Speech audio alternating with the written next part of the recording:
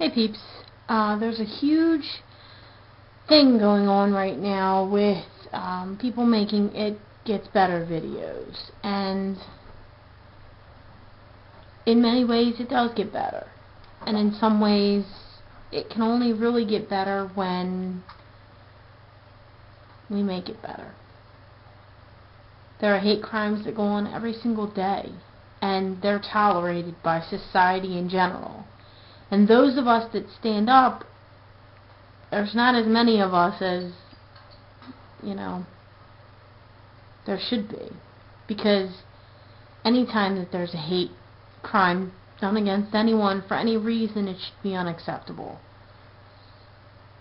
It should not matter about your skin color, your age, your sex, your orientation. None of that should matter. Because it's just not right at the core. These crimes that are done are just unacceptable. I'm going to read you something that I just found on the internet, and it's basically an article, and I'm going to post the address to it in the doobly-doo so that you can check it out for yourself. The 2010 school year is barely even a month old, and already we're seeing rampant bullying in many parts of the country. Anti-gay bullying has led to suicides in Minnesota and Indiana earlier this year, and in Ohio, an 11-year-old had his arm broken by bullies because he served on a cheerleading squad. He was 11. He was 11. He's a child.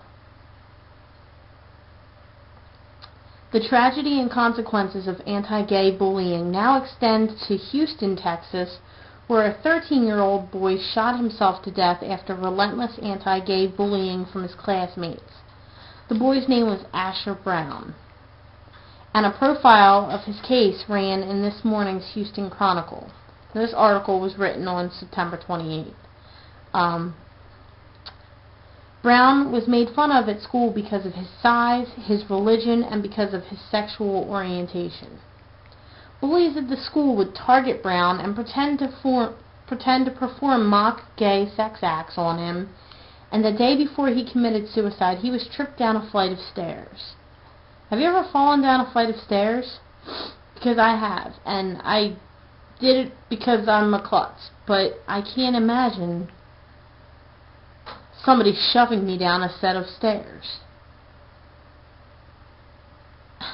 Okay. When Brown went to stand up, another bully kicked him further down the stairs and kicked his books across the school's hallway. So my question is, where are the teachers? Why were they not called, and why was something not done? Why do we send our children to school? I don't even have kids, but I would be terrified to send my kid to school because, oh my God, what if the kids decide to make fun of everyone with brown eyes that day, and my kid's got brown eyes? You see what I'm saying? It's that stupid.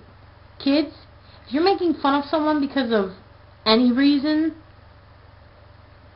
think if it were you. Think if you were the color of the week, or if you were the flavor of the week that were being teased. Would you want to get kicked down a flight of stairs? I mean, really, would you? Because if whatever you're doing to someone else is something you wouldn't want to have done to you, then stop. Because someday, you're going to look back at what you've done, and you're going to be ashamed. That is, if you're not in jail for the crimes you've committed.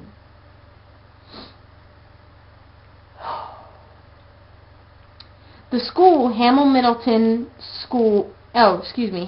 Middle School in the Cypress Fairbanks Independent School District, according to Asher Brown's parents, they did nothing.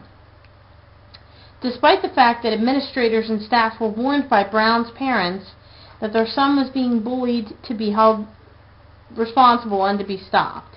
It did happen. There are witnesses everywhere, said David Thurlong, the boy's father.